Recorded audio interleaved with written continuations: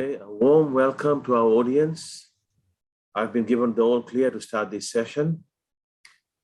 This is the third and final day of the Global Gilmes Conference. I'm Shailendra Singh from the University of the South Pacific Journalism Program based in Suva, Fiji. And I'm chairing this session on legal, business, environment, politics, economics, and health in relation to indenture. And I'm sure you'll all agree with me that it has been a fantastic conference so far with an incredible amount of research and some really solid papers tabled in this session, in this particular section. Only yesterday we heard about the abduction of Pacific Islanders to the Reunion Islands. And I'm sure many Pacific Islanders today, they don't know about this. We also heard about the exploitation of children during indenture with some harrowing case studies. And this is one area that is yet under-researched, it seems. And we also had several papers on how women migrant workers remain vulnerable to exploitation, violence, and sexual abuse, even to this day. So unfortunately for our female migrants, not much has changed. So the scene has been set, and we look forward to our 6 presenters for this session today. Our first presenter is Dr. Sunil Kumar, Associate Professor of the University of Fiji. Then we have Gerard, independent historian and anthropologist from the Reunion Island. We will screen a video produced by Gilles first. Our third presenter is Annapurna Devi Pandey from the University of California, Santa Cruz. Then we have Anawaite Matadradra from the University of Fiji. Sorry, she's from the University of the South Pacific. Dr. David Gilles, he's from the Solomon Islands National University. And our final speaker in this session is Sharnit Gosai from the National University of Fiji.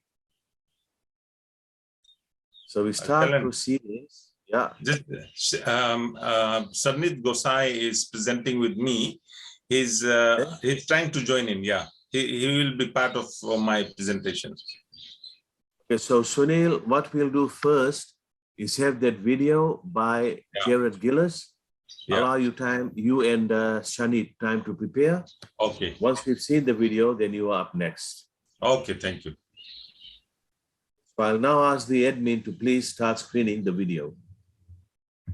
This is a that the captain of the Sultan found in 1857 to validate the capture of the native from Solomon and Gilbert's Island.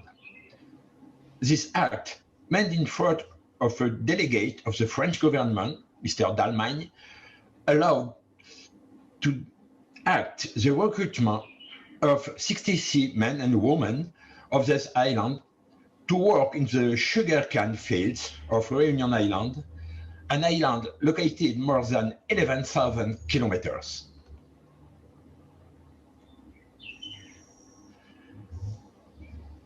It's necessary to wonder about the interest of such a small number of workers recruited in such distant places. Some data allow us to clarify the context. In Reunion Island, the slavery of Africans, Malagasy, Indians, and Creole was abolished in 1848. Very many freedmen then left the plantations. The problem of arms for work in the sugar factories then appears for the owners. Between 1848 and 1860, Reunion will no longer be able to recruit contract workers or slaves, neither on the African coast, nor in Madagascar, nor in India, except in small quantities due to the hostility of the colonial or local powers governing this country, in particular Portugal and England. During these years, in France, the political will be to colonize or increase colonization very diverse areas: Algeria, Caledonia, Polynesia, or Indochina. For this purpose, the government wished to have docile workers foreign to these territories and trained in the former colonies. Through various archives, we know the exact route of this ship authorized to recruit South Pacific Islander. A lawsuit before the courts of Mauritius after the delivery of workers to Reunion Island specifies the travel condition, the atmosphere, the behavior of each other. Above all, the conditions for the capture of workers are specified for each island in the South Pacific. The main organizer of this deportation are well known. Mr. Joubert, Franco-Australian trader and industrialist, plays a major role in this story. Mr. Chateau, Franco-Mauritian, is a complex character, present in Australia, Paris, Reunion Island, and Mauritius. He will organize the trafficking in human beings. It's a real new slave trader. But these two men only use the possibilities offered by complicit governments to carry out their actions. The attitude of justice, mainly in Mauritius, is rather lax, and it's only through the pressure exerted by the Australian newspaper that this story will be revealed. In Reunion Island, the silence will be total, both on the part of the governor and the media. This communication is based on the research work of Dorothy Schoenberg and Karen Speedy. They were interested to the case of the Sutton. Both conclude their writing by noting the ignorance of the fate of the 66 Polynesian and by the need for further research. By using the archive of Reunion Island, as well as those of France of London, we were able to discover what became of the 66 people. A letter addressed to Mr. Chateau in October 26, 1856, signed by the director of the Interior of Reunion Island, allow to date the start of the project. He say,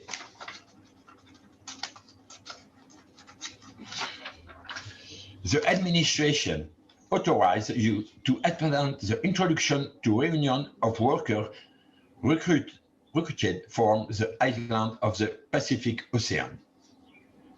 In October 31, 1857, the report from Mr. Dalmain, delegate about the Sutton, allows us to specify the role played by the French state and by the governor of Reunion is a validation, but also the doubts from the start of the feasibility and honesty of this recruitment.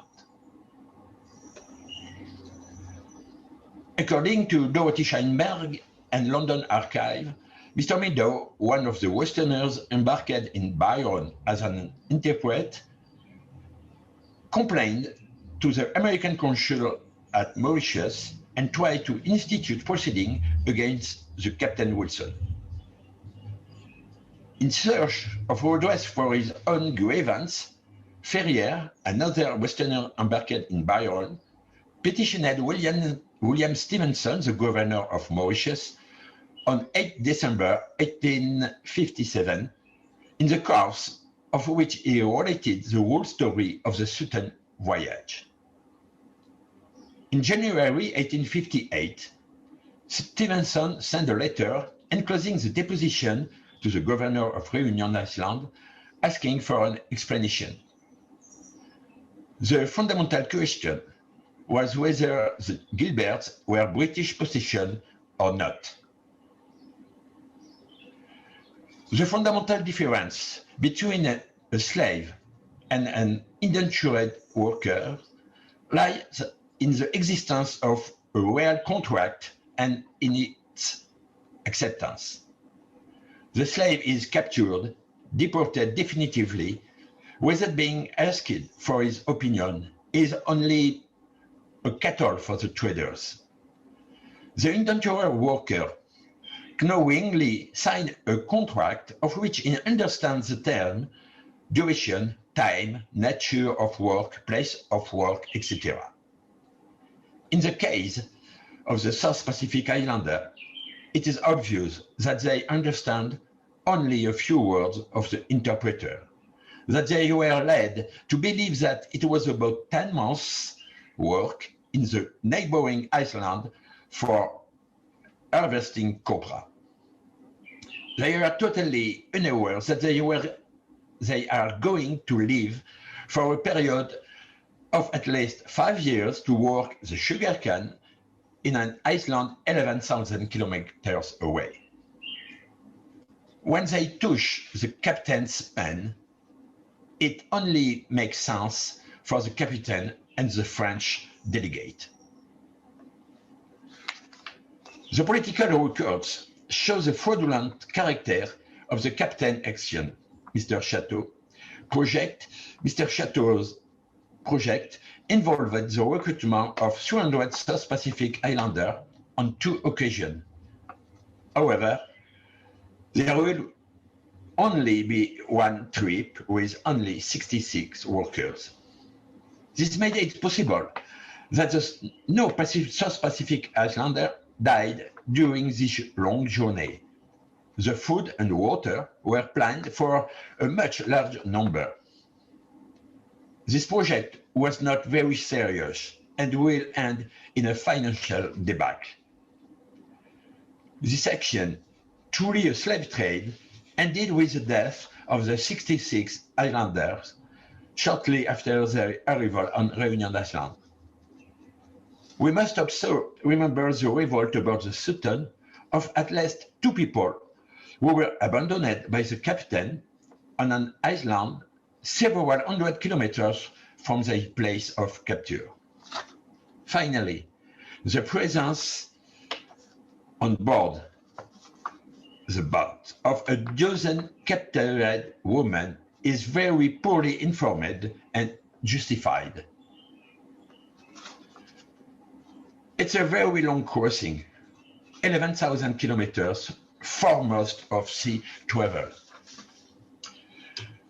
A first stopover on July 4, 1857, in the Fiji Island, where it will be impossible to recruit any worker. After, the boat went to the Gilbert Island and arrived on the island of Byron. It took on board 6 natives, including a woman, as well as 2 white men. On August, the boat arrived in Beirut, and around 20 people embarked on the promise of a contract lasting 10 to 12 months. The next day, the boat headed for Clark Island, where he recruited 13 or 14 workers. The Sultan then heads for the Solomon Islands, which he will reach after 6 days of navigation. This ship then heads for Torres Strait. He stopped at Sabre Island, but it will be impossible to recruit any native. This will be the last stopover before the long crossing of the Indian Ocean for almost 2 months. What have they become? Arrived at Reunion Island, there is a curiosity for savage. They are described as follows. Their lime-sucked hair was of a yellowish tint. Their heads appeared to be covered with a sheepskin cap. The women were not lacking in a certain beauty. Spread over a few properties, these unfortunate people have never been able to get used to working the land. They were wiped out by nostalgia.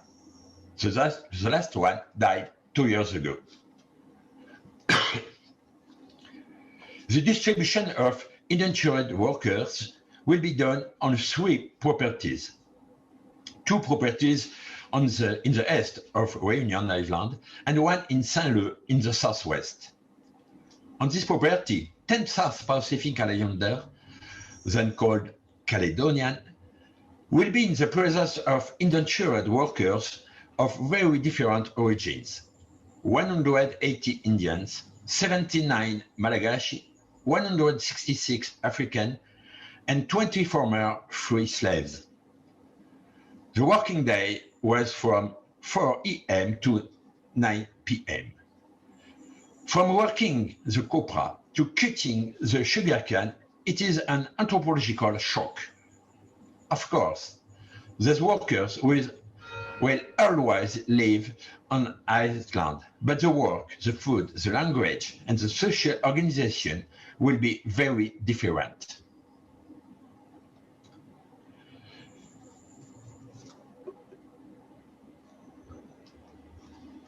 As the death record of these people show, most of them will die soon after arriving. Very quickly, melancholy, psychological distress, nostalgia will be the cause of their death. This table indicates their name, their age at the time of death, their work in the plantation, the name of the owner, and the commune where they lived.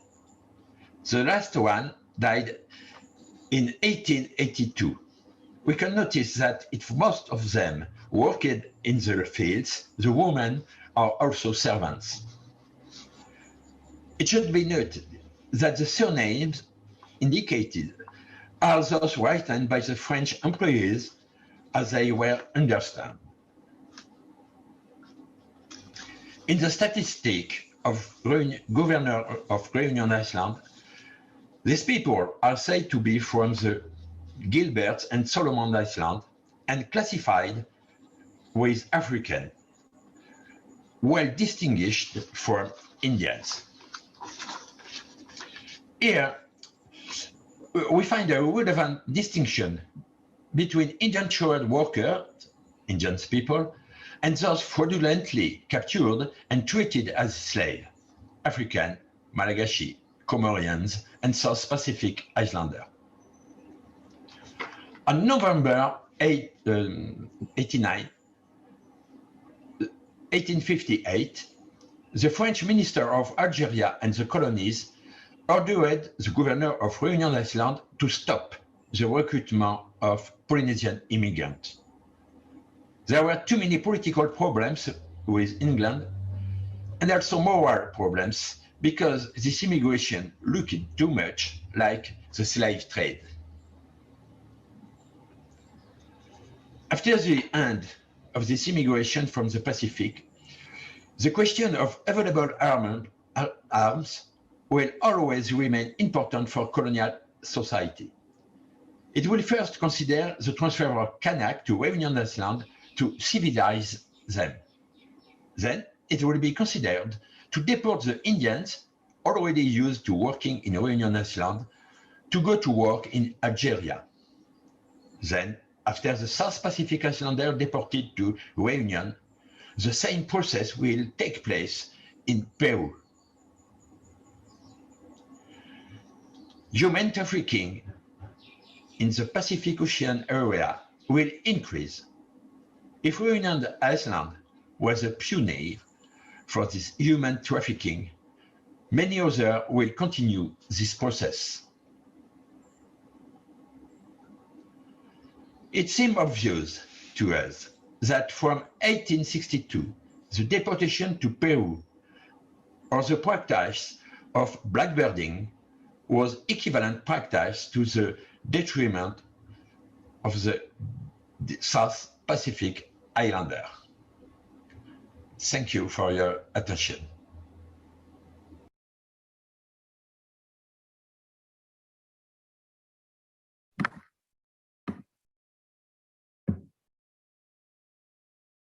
right, thank you for that presentation. Our next speakers, if they are ready, is Dr. Sunil Kumar and Sharnit Gosai. Yeah, Chair, Sharnit will start the presentation, and then I will take over later on from the middle of it. Thank you, Professor Kumar. So Sharnit Gosai, you may start your presentation.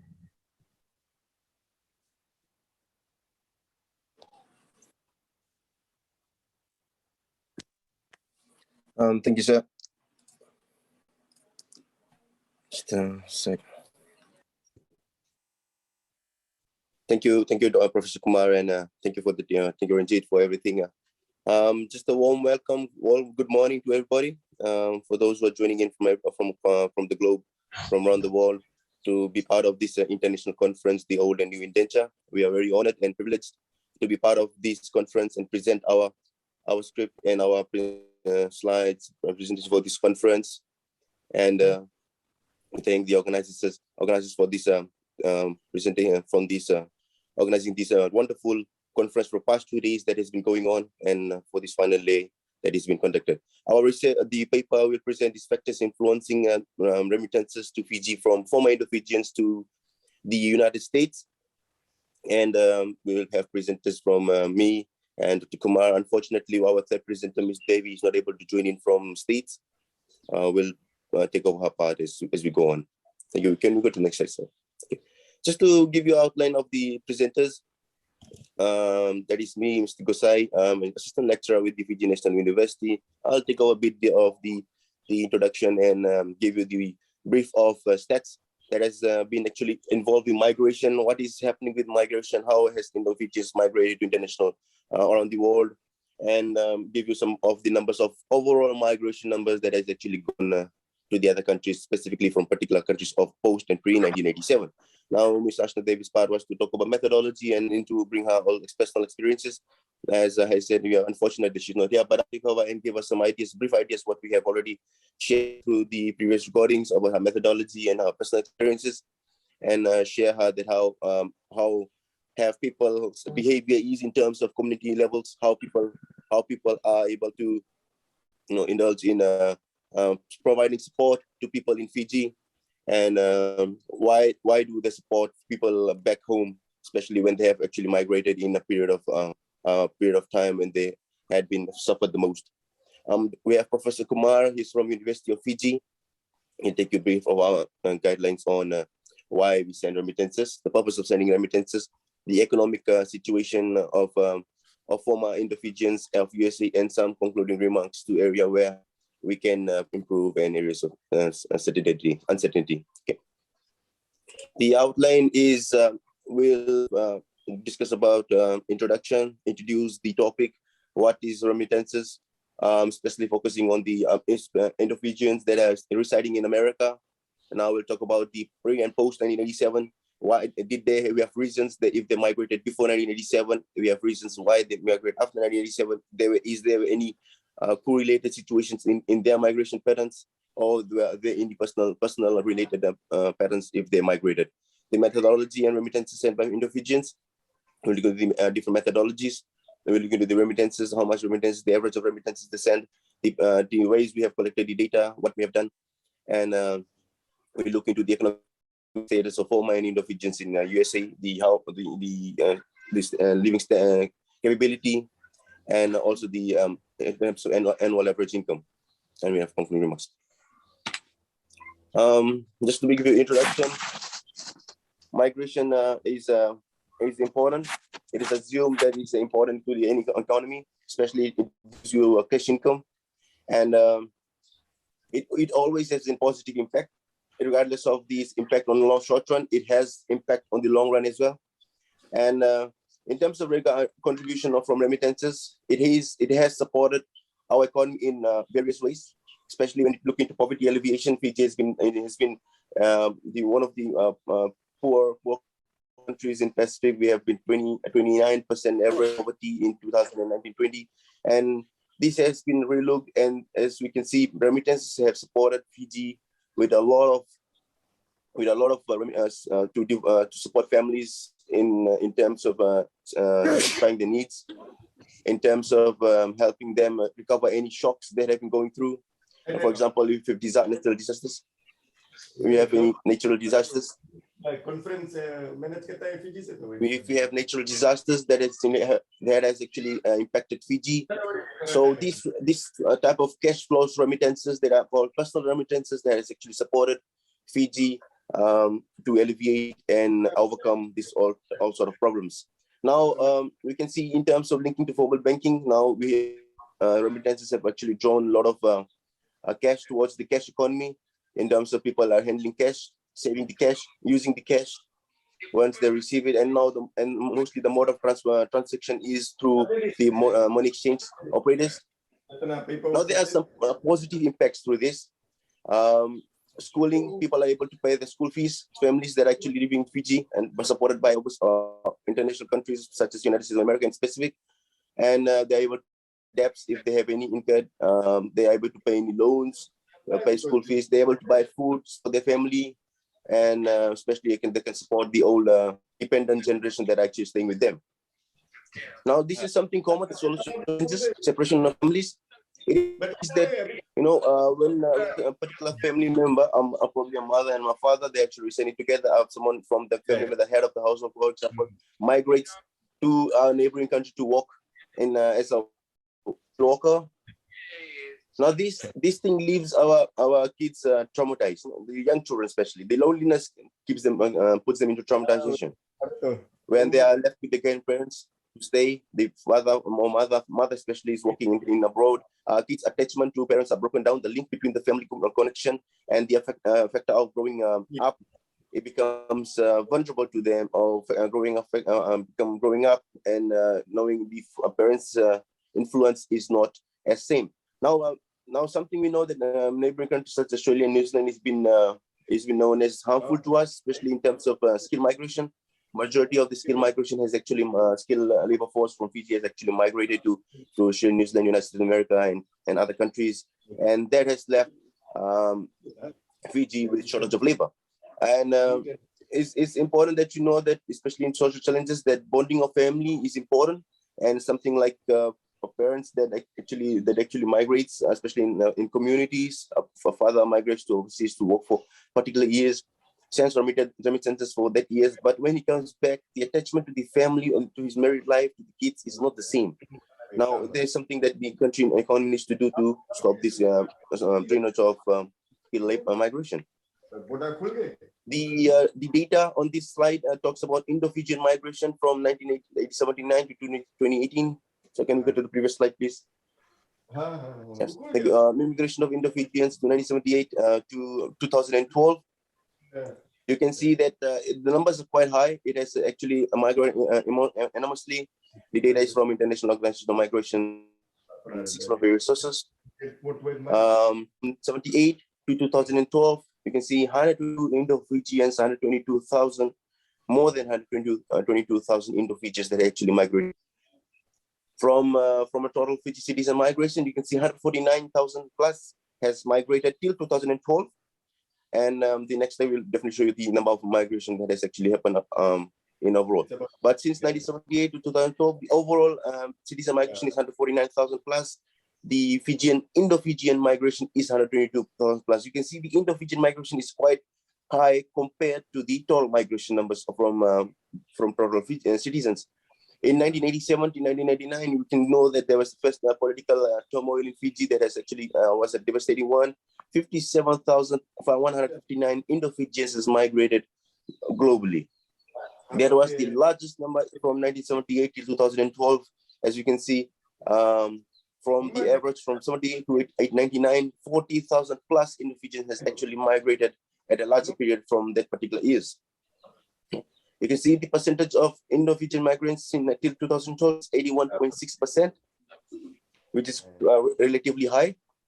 And it is when you compare it to, especially to other ethnicity in the Fiji.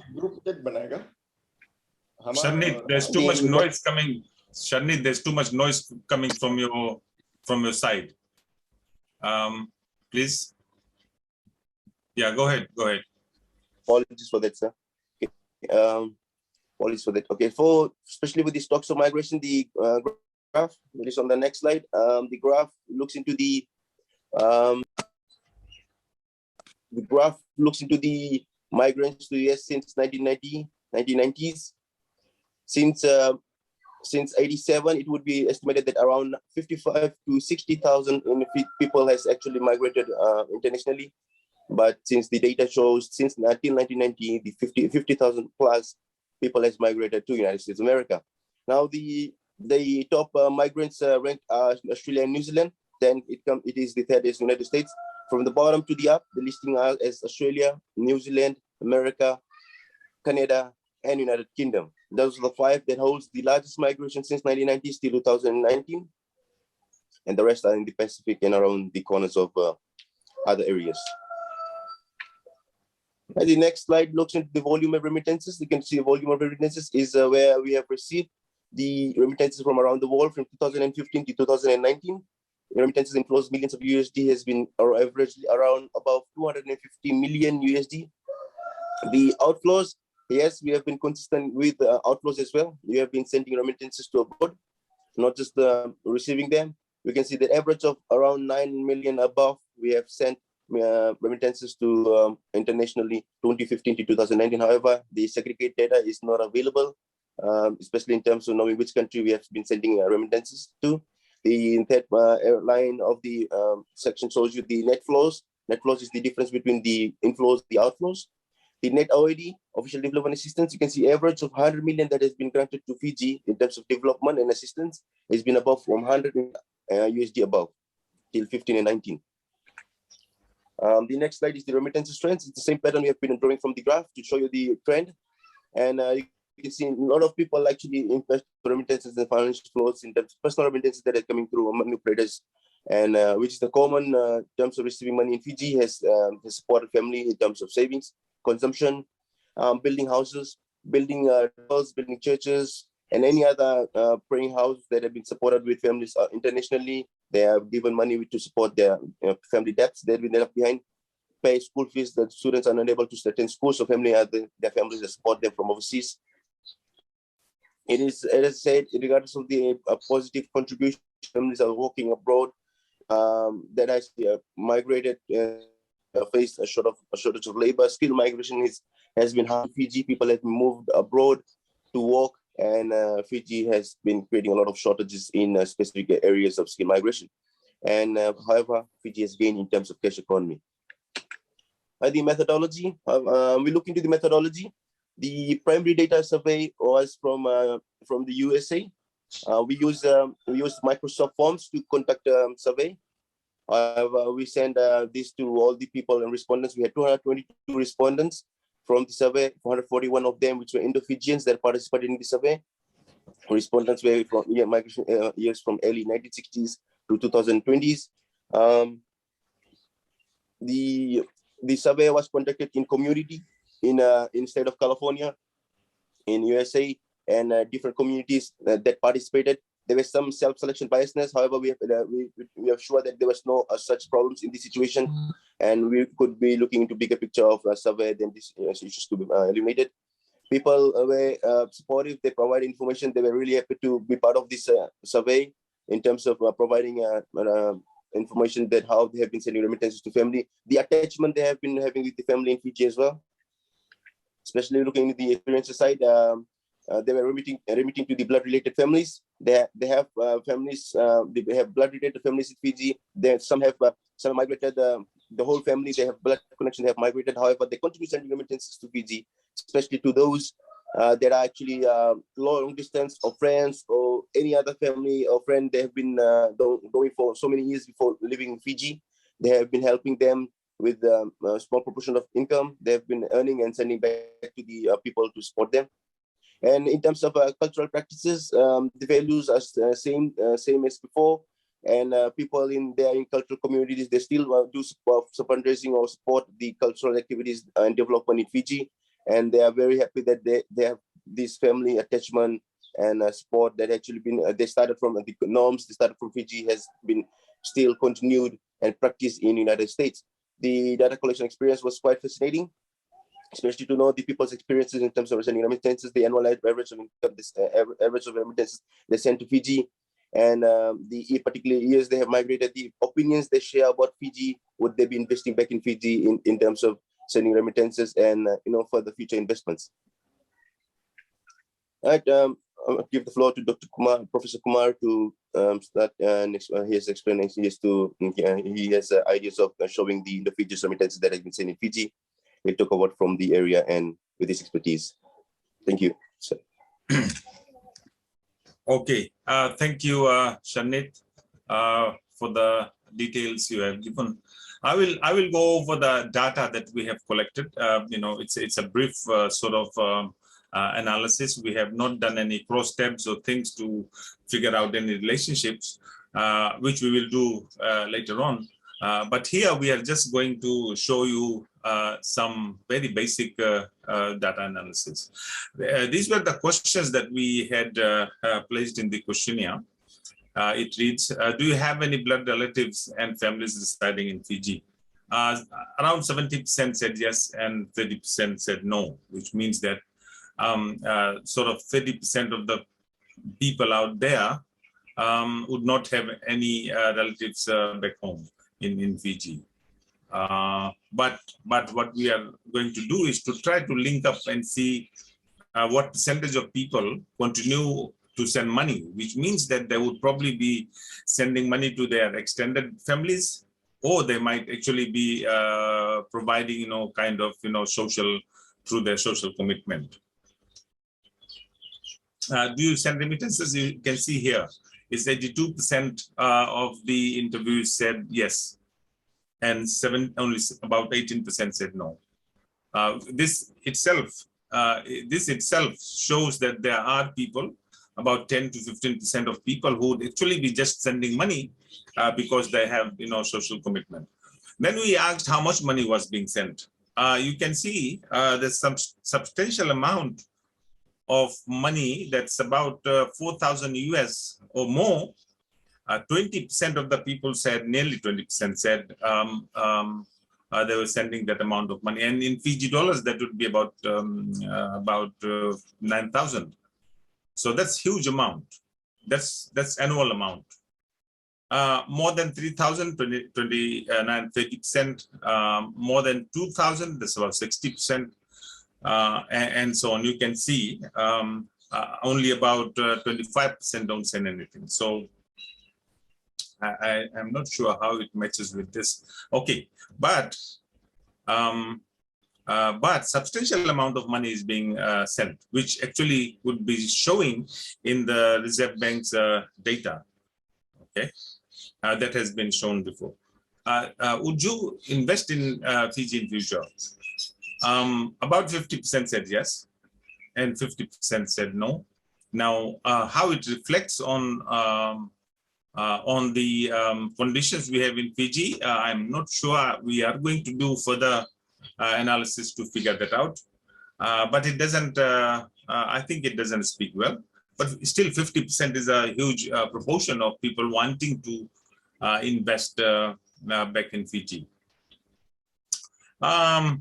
What was your estimated annual income? So we wanted to find out what was happening to the community there in terms of, employment and in relation to what they, what it was when they were in Fiji.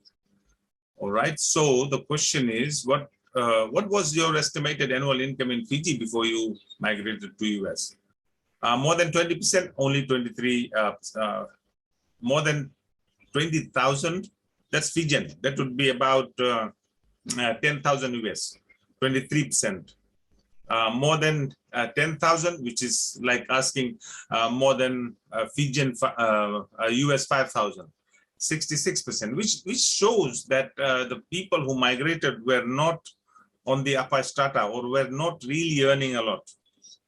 And then you compare it to what they're earning now when they are in US, and 18%, more than 18% said more than 50,000 US, which is equivalent to about 110,000 Fijian dollars. So that's a huge difference, and I think with this kind of difference persisting, that is particularly that earnings in Fiji does not increase, this migration will continue. The urge, the push factor will continue. All right, so you can figure this out.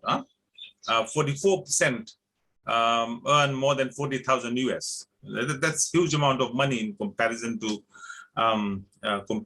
Fiji. Even when they probably be at the lower end, at the lower half of the average US per capita income, which is 65,000 US. Do you currently own any property in Fiji? Only 8 or 9% said yes. 91%, more than 90% said no.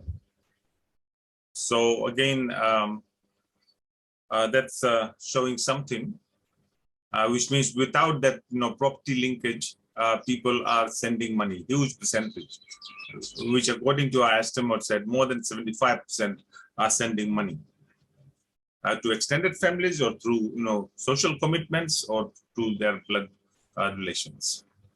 From which country did you attain your highest qualification? We were trying to find out their allegiances according to their education and so on. And 60% said in Fiji, which means that highly qualified people moved out of Fiji, okay, migrating to the US. We have little problem with the study for the reason that at the moment it is a small sample. We are planning to extend this further, and then we will see. And of course, our analysis is very basic. We have not done any cross-tab analysis to verify relationships between different variables we are trying to determine. So thank you very much. This was our research and presentation. I hope if there's any question, we will definitely try and answer that. Thank you very much. Thank you, Professor Kumar and Sharnit, for a very interesting presentation. Interesting because we are mostly fixated on Australia and New Zealand, and an in-depth study from the USA is rarer. So I hope you carry on and you get a bigger sample in future. We look forward to your follow-up study. Thank you. We move on to our next speaker, Anawaite Matadradra from the University of the South Pacific. Thank you. Nisambula Vinaka, Namaskaram, Assalamualaikum, Noaya, Talafalawa, Maloelele, Kirana, Mori, Maloni, hello Algeta, and warm Pacific greetings. My name is Anawaite Matadradra, and I'm from the University of the South Pacific. I would first like to thank the GGI Conference Organizing Committee for an amazing virtual conference thus far, especially for giving us young research scholars an opportunity to present and engage in an international conference. My presentation today is titled The Experiences of Melanesian Laborers and Their Descendants in Fiji and Samoa. So I'll take us back in time. 15 years before the arrival of the Indian indentured laborers, there was a group of people, the Melanesians, that came to Fiji in a similar way to work in the plantations, and they arrived in Fiji around 1864. For the case of Samoa, when the Melanesian plantation laborers arrived, there were already other Polynesian groups that were there in Samoa, which included the Gilbertese, the Chinese, and the part Europeans. Before I begin my presentation, I would like to acknowledge the Melanesians in Fiji and also those in Samoa who have been part of my research journey. I also pay respects to the elders past and present, and I also extend the same respect to the descendants of the Melanesians in Fiji and Samoa who are part of the labor trade that are listening in.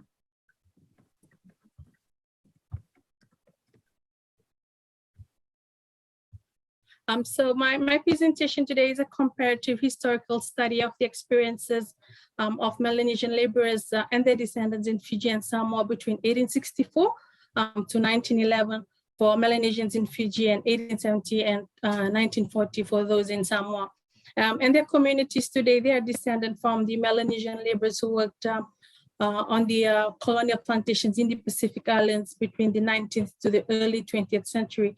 And they were believed to have originated from the New Hebrides, now Vanuatu, the Solomon Islands, Buka, and areas around the Bismarck Archipelago.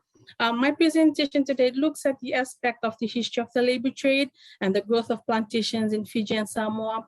It also examines the historical evolution of their identity, their social and economic status, and the prospects of these Melanesian minorities in their newly formed communities. So the Melanesian settler communities today, just like other migrant minorities, they are numerically small, marginalized, and have little influence on public policies.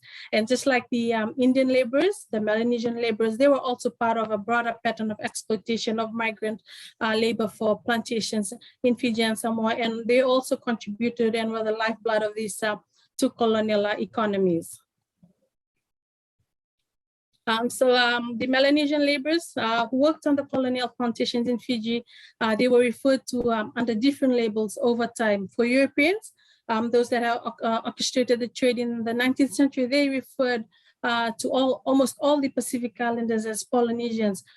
In Fiji, all those of Melanesian origins, some of you would know, they were categorized as Solomonism, regardless of the country of origin they came from. This is even despite the fact that the first laborers were from the New Hebrides of Vanuatu. Most Fijians, they believe that all Melanesian descendants, they were from the Solomon Islands. So they referred to those of Solomon Melanesian origins as Kai Solomoni or Solomoni. But Melanesian descendants in Fiji, they prefer to be called the Melanesians because it is more inclusive.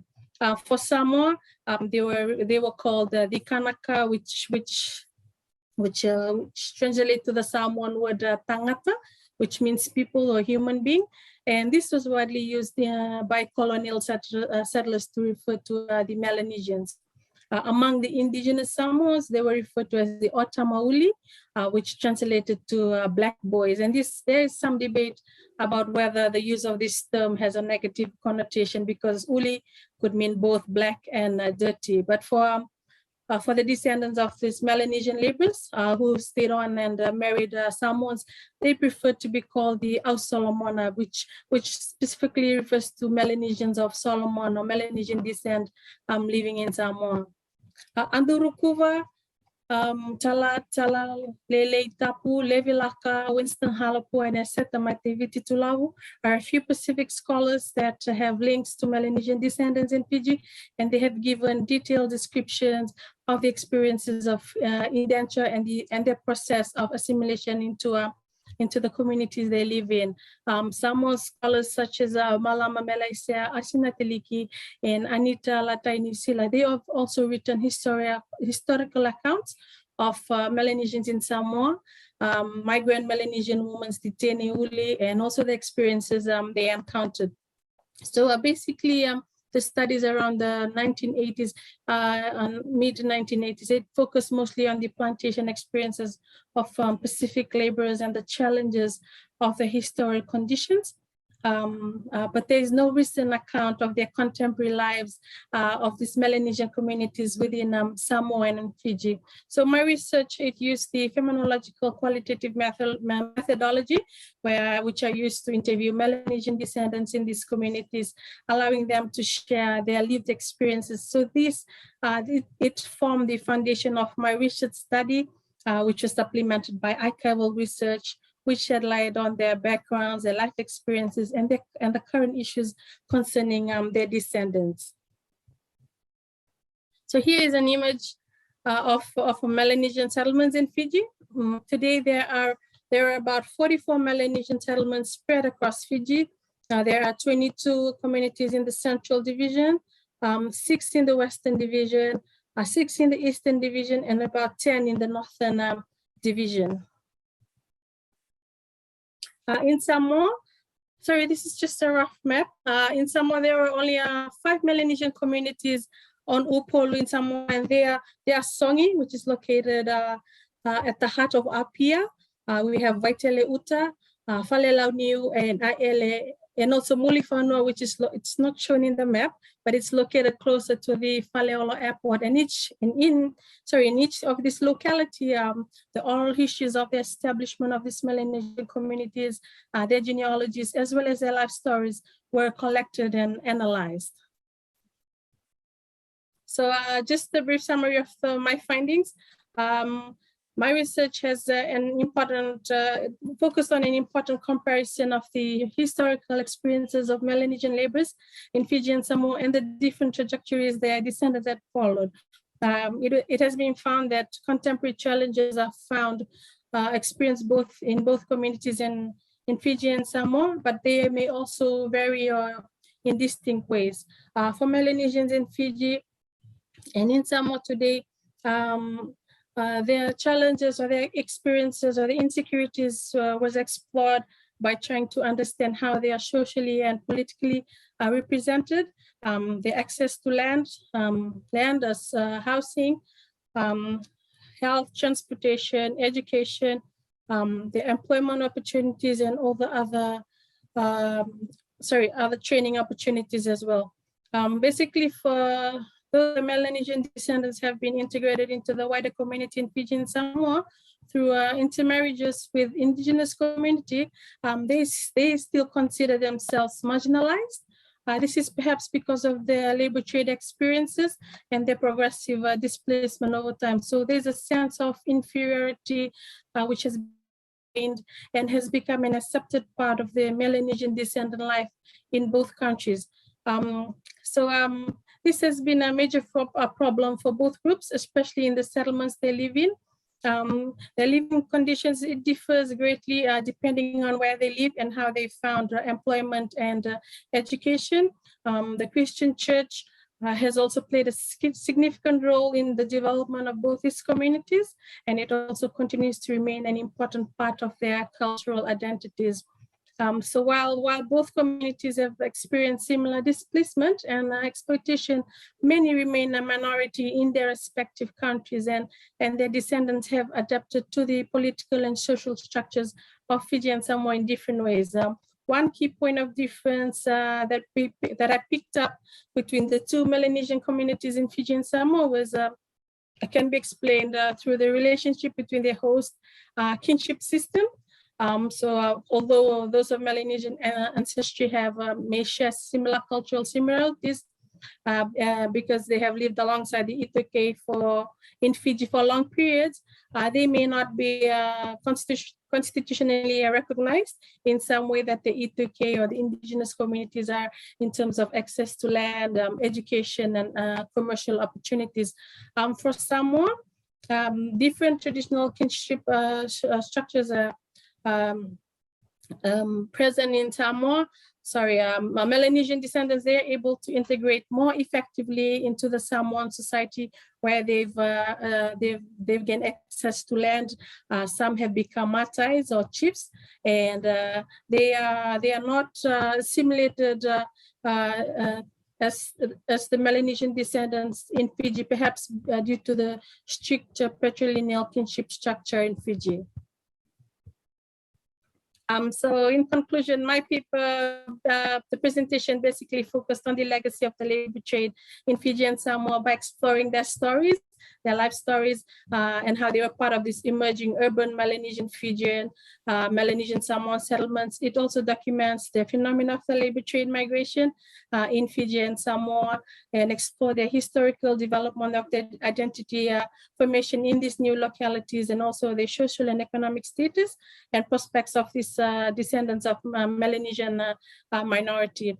And also all Melanesian settlements in Fiji and Samoa, they have challenges that they encounter daily in terms of access to land, insecurities around political, social representation, as well as access to housing, land services, jobs, education, and training opportunities.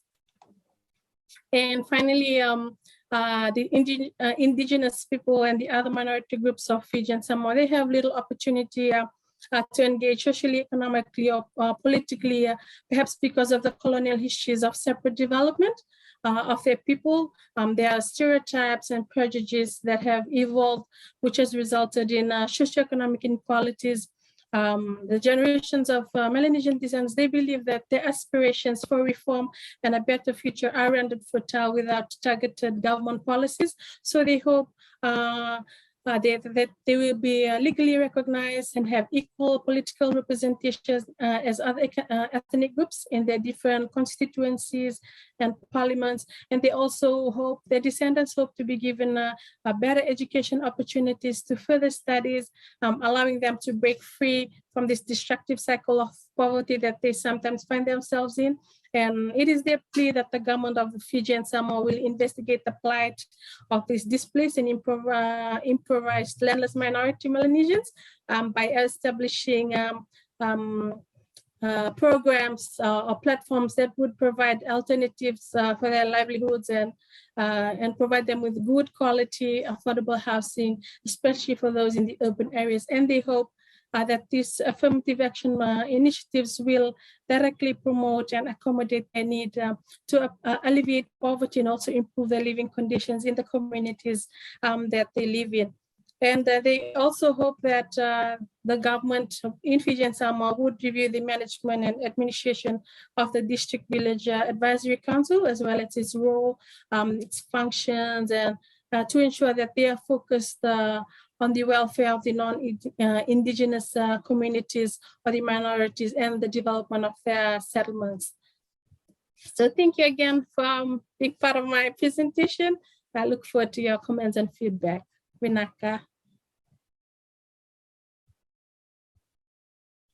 Thank you, Anawaite, for an outstanding presentation, really outstanding presentation. And your methodology especially is most appropriate in terms of collating the Melanesian story, past and present, especially when, as you pointed out, that these people are a marginalized and discriminated group, not only in the past, but even to this day. And hopefully research like the one that you are doing will help them in their endeavors. Congratulations and thank you again. Thank you, sir. Okay. Our next speaker is Christopher Asipara from the Solomon Islands National University.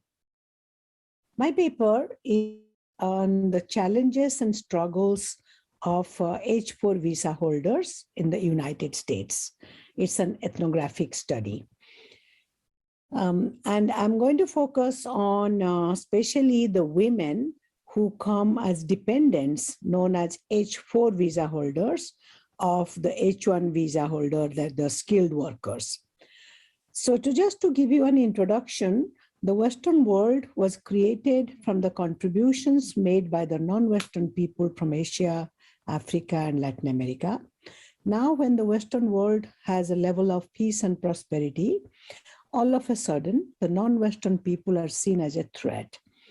Especially during the pandemics, they're treated as unwelcome, and Western nation states are putting all kinds of restrictions to control immigration, make their life difficult by imposing gender norms discarded by the USA long time ago. One such case is what United States is doing to the partner spouses of the techies who are coming or have come to the United States on what the state calls H-1B visa and H-4 visa, respectively. So in this paper, I'm going to focus on some of the key terms: neocolonialism, first world indentured labor, and also we see that kind of neoliberalism and how in this economic state, it kind of a new kind of indentured labor is created, known as the H-1B, H-4 visa holders. So Indian immigrants in recent times are kind of, it's a very interesting development. The technology boom of the 1990s and the Immigration Act of 1990 introduced a distinctive category of non-immigrant H-1B visa holders.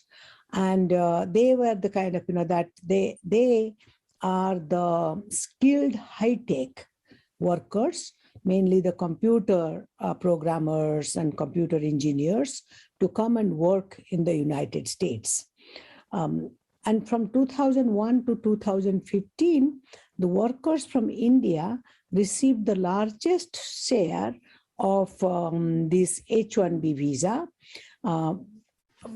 for their first-time employment, while the second largest share went to workers from China. And you can see the difference. The largest share of the H-1B visa holders are the Indians, constituting about 50.5%, and the next group are from China, 9.7%. Now in the United States, there are about 4.5 million people of Indian origin. The India-born population is about 3 million. According to the 2019 Census Bureau. Around 3/4 of the India born in the United States had arrived in the previous 2 decades. Indians have become the largest Asian immigrant group since 2014. They are also considered most successful minority. Their per capita family income is over now 123,000. The new group are distinctly identified by education and occupation, with their advanced degrees in computers, engineering, and related technology disciplines than perhaps any other international migrant stream at any other time. So these new immigrants constitute about 10% of the American labor force in fields such as computer science, engineering, electrical engineering, and technology. So there have been some recent work on these visa holders that as we know, but just to kind of, educate myself and to inform the audience. So I'm going to discuss about the H-1B, the work visa. They come to the United States on a legitimate visa. And their dependents, that's their spouses who come as dependents, they are known as the H-4 visa. Even the children who are dependents, they are also H-4 visa holders. But the children under 21 years of age and born outside USA are known as H-4 visa. But once they cross 21, they become aliens, or they become kind of very much that they have to self-deport themselves back to their home country. So H-1B and H-4 visa holders in the United States, these are the high-skilled workers, as I told you. So the challenges, what are these challenges? That the US sets a limit capping H-1B visas around 65,000 a year. There's a limited time of stay for these visa holders at 6 years, unless a company sponsors them.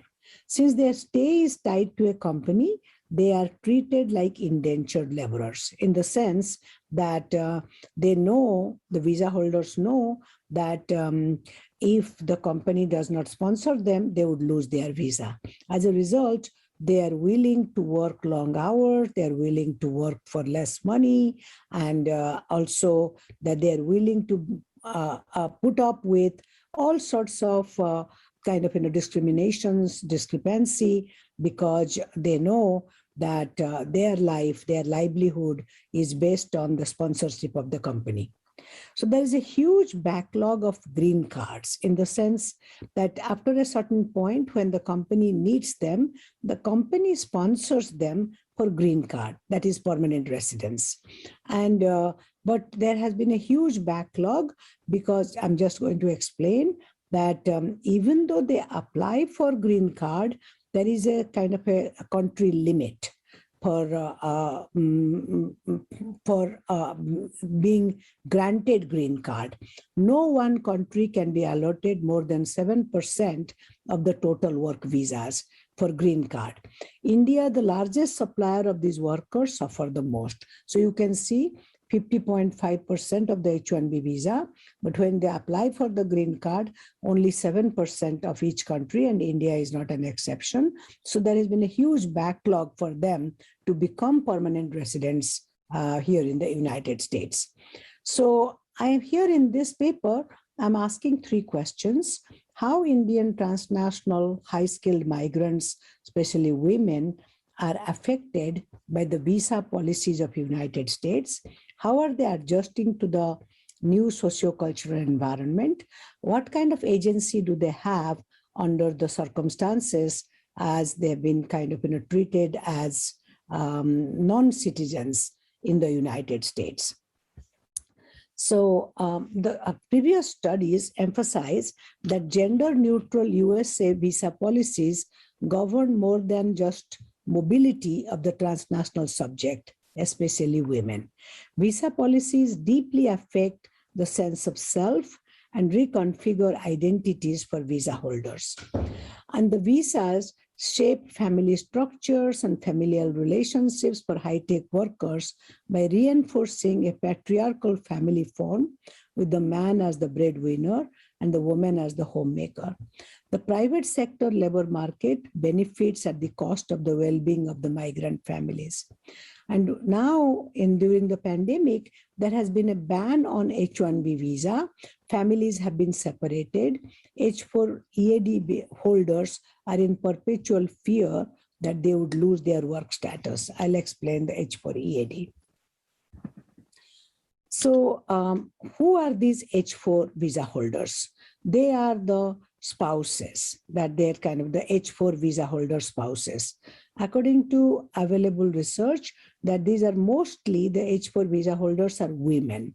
And just to kind of explain why they are women, because mostly, even though men and women, they are highly educated professionals, when the worker is sponsored by the company to come and work in this country, always the wife takes the back seat, and the husband, he comes as the H-1B, and the wife comes as the dependent. So that you can see that that's kind of that's the kind of the disproportionate ratio. So 93% of the H-4 visa holder spouses happen to be women. H-4 visa, being in the H-4 visa, what do they lack? They, first of all, they don't get a social security. They're banned in this country to work, so that means they cannot work in this country, and they do not have the driver's license unless unless the husband or the spouse is present only, and they cannot have their own bank account. So, and they cannot even go for higher education, because they cannot apply for a grant, they cannot apply for aid. So it becomes very difficult for them to do anything on their own. So they remain dependents. So H-4 visa affects women's confidence and idea of self-worth, constrains them financially, disables them in social settings, and provides no opportunities to build economic or human capital as skill sets. This is by Divya Rabindranath, who says.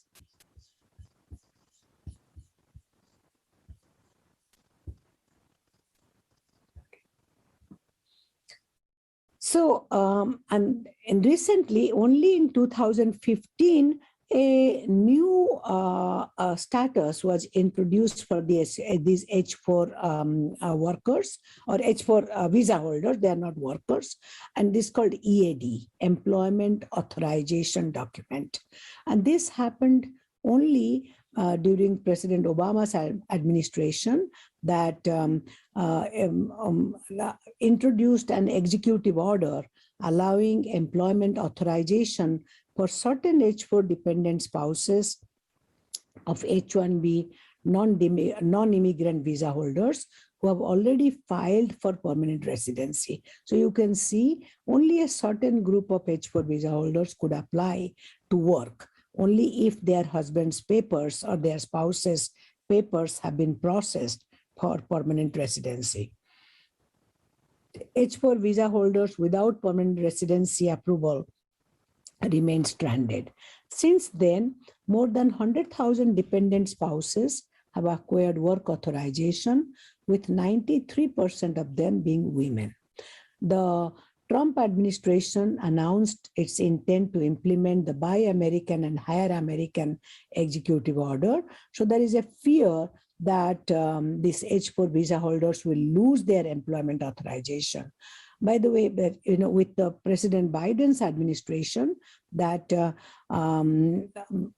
all the observation studies say that the present government has not made any changes in the visa situation that was introduced by the previous government. So my interviews indicate that these visa holders are in constant fear that the Department of Homeland Security is taking steps even to rescind this program. Even with work authorization, these H-4 EAD holders are looked upon as unwelcome and are subject to all kinds of restrictions by the state, threatening their economic and family stability, imposing gender norms discarded by the United States long time ago. So I have had about I would say about 100 H-4 visa holders I have interviewed, and I have collected their life history, their kind of case studies, and also I have done Zoom interviews in the last 2 years to collect their stories. So the constant worry is that they won't be able to renew their H-4 EAD visa. That means the work status. And during the COVID, what happened, very interestingly, that these visa holders, they could not even renew their visa because of the pandemic and because the application centers closed down. And then there was a huge kind of backlog in even renewing their visa. And as a result, that many of them, they have lost their jobs. So women with H-4 EAD visa stamping application, that you can see that many, I have just collected the various interviews, and I'm not going to elaborate on it, but this application process is kind of very complex. They have to apply, they have to provide all sorts of documents, and very recently there was a kind of a biometric introduced. Fingerprinting was introduced to get their visa renewed. And interestingly, that this during the pandemic, visa stamping has become a nightmare because of these application resource centers closing down. So various case studies that kind of, just to summarize, that here they are sharing about their frustration and their fear of losing their job, losing their identity, and losing also their health insurance, so on and so forth. Also, it has kind of, that many of these women have confided in me that when they are dependents, that it also adds to the domestic abuse, that there have been several cases of domestic abuse and domestic violence. So, the H-4 without EAD, they kind of, again, they just do not even have a sense of their identification in this country. Now let me talk about the children, H-4 visa kids who come to this country, maybe at a very young age, but they remain foreigners, they remain dependents. H-1B workers born in India are stuck in green card line for decades due to the 7% limit quota. After arriving legally in the country, H-1B visa holders' children grow up here, attend US schools and universities, but on their 21st birthday, they fear to lose their legal H-4 status, as the US law requires them to self-deport.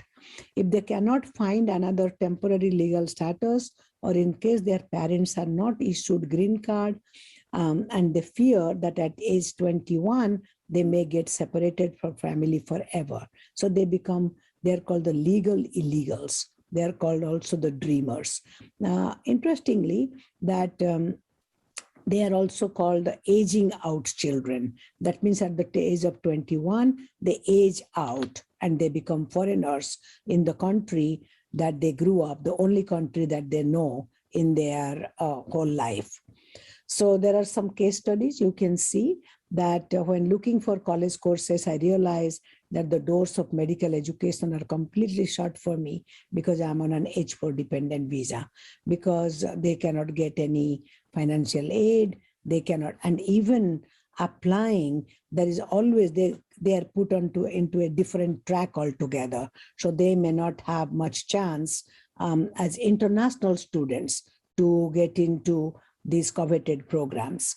So, and even the job assignment at the age 21, they can't even apply for jobs unless they go back to their kind of an as H1, as to again compete with others to be one of the 65,000 cases of H1B workers. So a 13-year-old saying, even though I have studied in the US from primary school, foreign students like me are not eligible for any loans and scholarships when we join college. They can't even do any work. They cannot put their pocket money. They cannot do any, they can't look for any job, either in school or college, because they are treated as outsiders. So the constraints faced by women as H4 visa holders, there are many, many constraints. Patriarchal values and conventional gender relationships are reinforced. Numerous cases of domestic violence, family conflict, separation, and to the extent divorce, women being isolated from their familial support system, as well as the unequal relationship as a visa dependent inevitably skews the power relationship within immigrant families against women. So the theme of deep shame, failure, and disgrace is echoed repeatedly in the voices of battered South Asian women, says Samita Dasgupta, who often face a host of barriers in accessing services, including legal and police protections from their abusers, racial stereotyping, and language problems. I have also interviewed many of these women who live in perpetual fear that their identity is tied to their spouses. So if they file a complaint, they may be deported back to their home country. Many South Asian NGOs have come up since the 1980s to work with the battered women and provide culturally relevant services. So based on my in-depth interviews, I observed that except for a handful, a majority of these professional women, especially with EAD status, want to continue and fight against this, the present visa system, the injustice caused by the state. And at the same time, they really, instead of taking it lying, or instead of kind of reconciling to their fate, that they are building up a sense of solidarity and agency to fight against injustice. Many of these women have filed petition to the local congressmen and women to extend their EAD, that means the employment certificate, and expedite their H1B. Also, several Facebook pages have been introduced for networking among the H4 and H1B visa holders. I just would like to emphasize there are many, many cases, court cases, that fighting for their H4 EAD status and fighting against the excessive delay in renewing their H4 visa. Now, 4 members of Congress are of Indian origin, 3 of them in very, very visible, powerful committees. They are building coalition to represent these women at the highest level. So groups like the H1B, H4 visa EAD holders Facebook group are used to communicate new visa policy updates. So there are many Facebook groups who are working, or who kind of play the role of support groups for these visa holders to fight against injustice and raise their voice to get justice, and also to prove their own agency. So that I emphasize that this role of the Facebook groups, the WhatsApp groups, and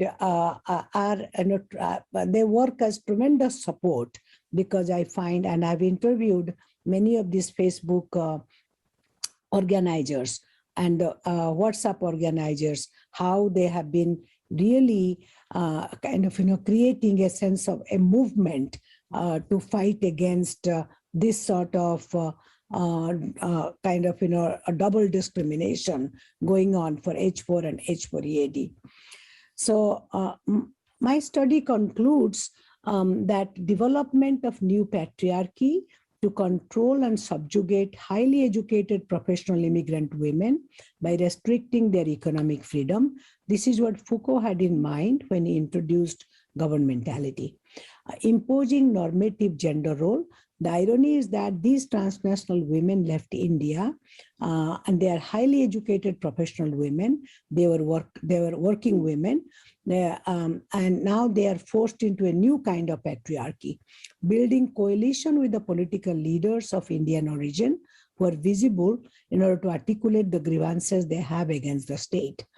Though through the Facebook groups, they're creating a support system among the people like them, and these groups act as surrogate family where they freely discuss their problems and are supported by various members to find solution to their problems. This is very much like the Jahaji Bhai, or it's very much like kind of the shared uniform experience, that how it brings them closure, and they are creating a sense of camaraderie and solidarity based on the shared experience. So these narratives are continuing reminders of the structural barriers imposed by West on gendered bodies, reminiscent of when the men folk left India under indentureship and just now under H4 visa conditions. So what kind of, I can see that is happening, helping raise awareness. The legal immigrant community is in dire need of public sentiment behind this issue. They are law-abiding, peace-loving, tax-paying community. They are in a country to fulfill their American dream on valid, approved US visa. And also at the same time, I would say that to make sure that they are recognized for their status. And very recently, the US government introduced a reconciliation bill where it proposes to give permanent residency to the H-1B visa workers who have been in this country for decades. Hope this bill has faced tremendous constraint. Hopefully that this bill passes, giving a kind of a new sense of agency and as new recognition to this H-1B workers as the permanent residents of this country. Thank you so much. That was another very well-researched presentation, an important piece of work on being hostage to H4, which is a living American nightmare for affected families. What we will do next is maybe spend a few minutes on question and answers. So if anyone in the audience has a question, please raise your palm and have your say. Yes, thank you, Mr. Chairman. Mansraj Ramphal, Trinidad and Tobago. I want to especially thank Anawaite. I want to mention that in the Caribbean, the indigenous peoples, the Tainos and Kalinagos, previously known as Caribs and Araks, were completely wiped out off the face of the earth by the Europeans through war, murder, disease, enslavement. And then they were replaced by the African slaves who, after emancipation, freedom, were replaced by the indentured servants, mainly Indians, some Portuguese, some Chinese, and so on. So here it was a different and unhappy story. And in Fiji and so on, from my understanding and my reading, we have to be happy for governors like Arthur Gordon, who had served in Trinidad, served in Mauritius, and effectively served the indigenous peoples of Fiji. So Vinaka, Anna, I have a comment and question for Dr. Gosai. In terms of the statistics you provided, and it's very frightening, 150,000 people leaving Fiji during a certain period, a decade or more. That sounds more like exodus than migration. The social challenges you've mentioned, the separation of families, the children traumatized and so on. And I want to mention that the Caribbean experience is very, very similar. And we have the term used here called barrel mothers. Mothers are the first to migrate, and they migrate in the largest numbers, leaving the fathers and children behind. And they send food and other necessities in barrels. And of course, they send the monies and so on. That too has affected social life. When the women go up to New York, to Miami and so on, and the husband calls and says, well, after 2 years, I am coming up. The wife says, well, you're not welcome. Your vacancy has been taken. Then the question of couples abroad divorcing and so on, as Annapurna Pandey has mentioned.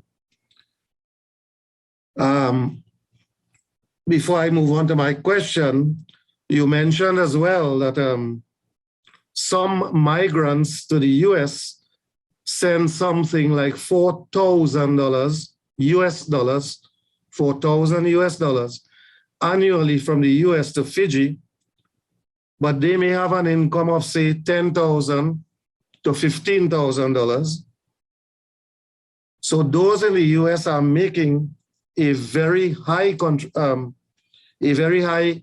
sacrifice, because this impacts on their own ability to pay rent, to buy food, and to pay medical, all of which is extremely expensive in the USA. And my question, finally, are the remittances being used constructively in Fiji, or is it just spent on food? Thank you very much, Dr. Gosai.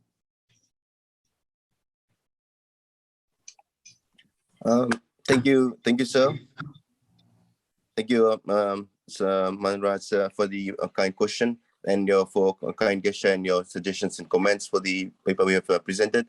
Yes, just to say what your comment about the people sending $4,000 USD to Fiji, especially with those people, those fractions of numbers they send remittances, it depends entirely on their income.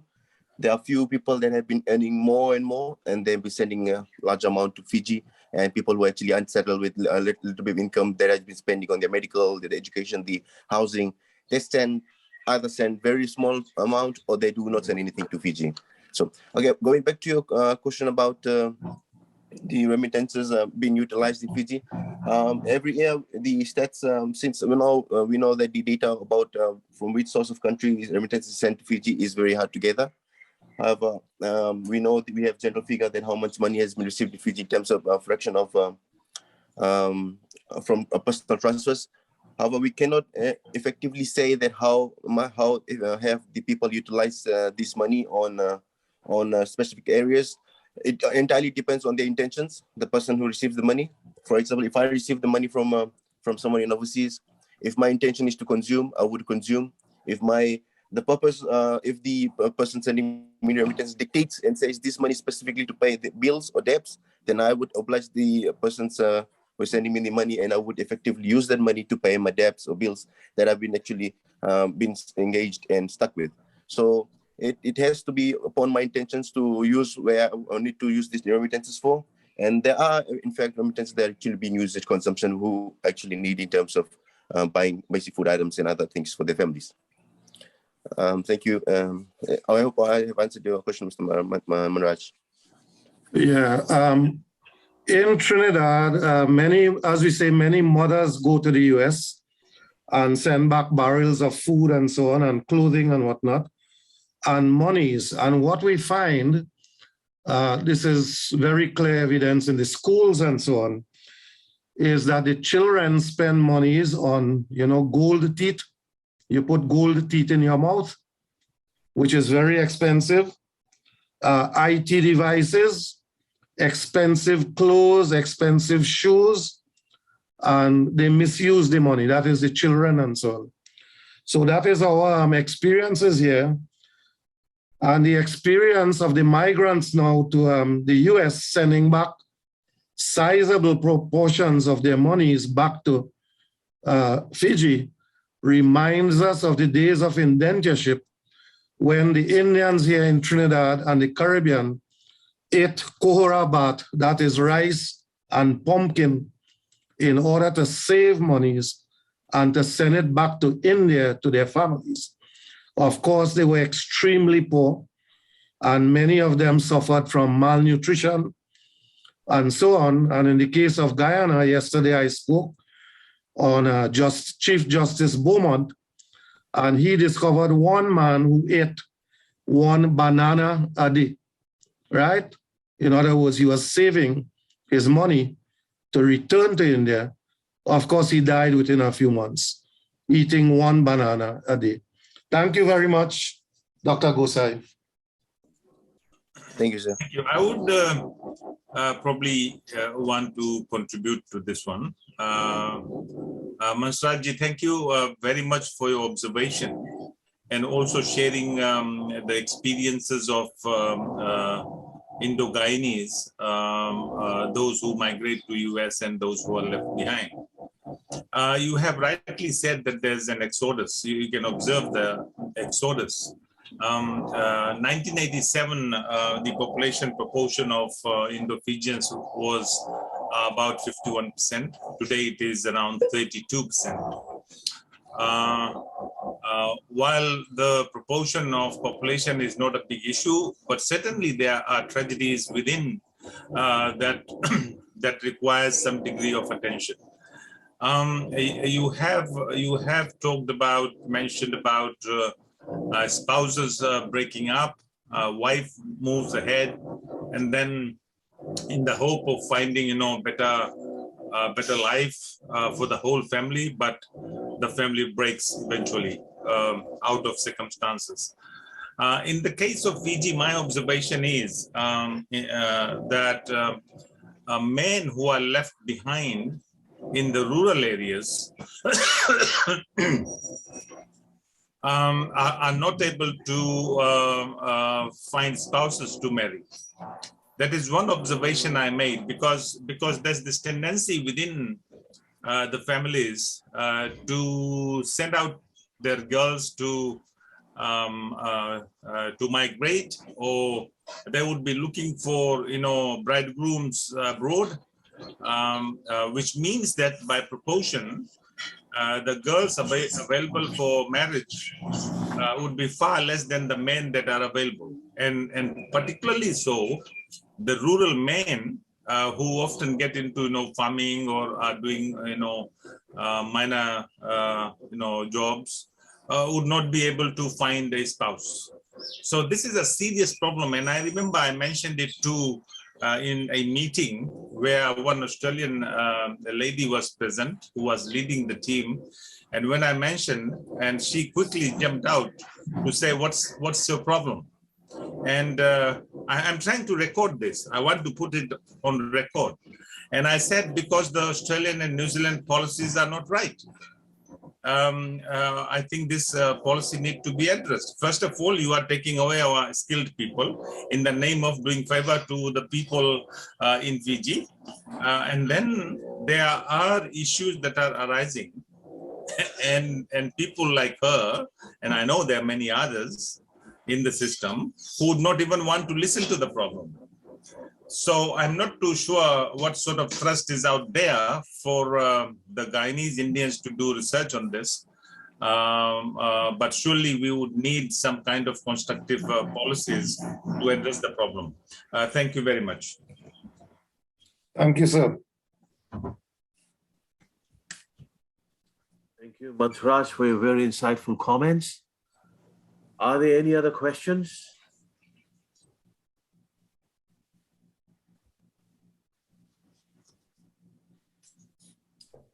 Okay, it seems like there are no other questions. I just have a quick question for Professor Kumar. Your research is really interesting, as I said before.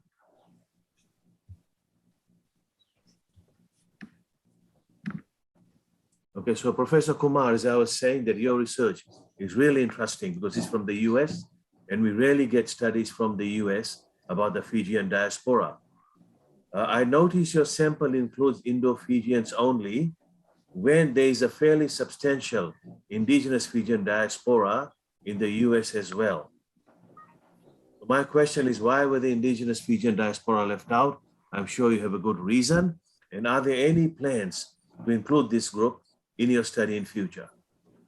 Chair, no, they're not left out. We only selected Indo-Fijians because we were focused on the issue of Indo-Fijian remittances. So we have the data for non-Indo-Fijians also, but we may do the analysis later on. Maybe Sharnit would be able to add to that. Thank you, Professor Kumar, and thank you, Professor Singh, for such a kind question. Yes, they are not left behind, as Professor Kumar has said. We have done a survey on all people. As I said, we have 220 participants, from which only 141 was Indo-Fijian. So one of our paper was focusing on the remittances, the effect of remittances that are sent by Indo-Fijians to Fiji. And we have actually worked in another paper that actually looks into the quantum of remittances sent to Fiji. That includes all the people, including Indo-Fijians and indigenous Fijians and other religions as well. That's in America and sending remittances to Fiji. Okay, thank you, Sharnit. That's excellent to hear. Okay, so that brings another very interesting session to an end. And in closing, I want to say a sincere thanks to all our speakers for their great presentation. You know, it was a real pleasure listening to you today. In fact, the whole conference has been such an interesting experience for me, and I'm sure for all of us. It was a Herculean effort by Dr. Ganesh Chand, Dr. Fazana Gounder, Ranjit Raju, and other helpers. And I do not know when we will have another conference of this nature again. And it has been my privilege to be part of this. Thank you, and Modemanda.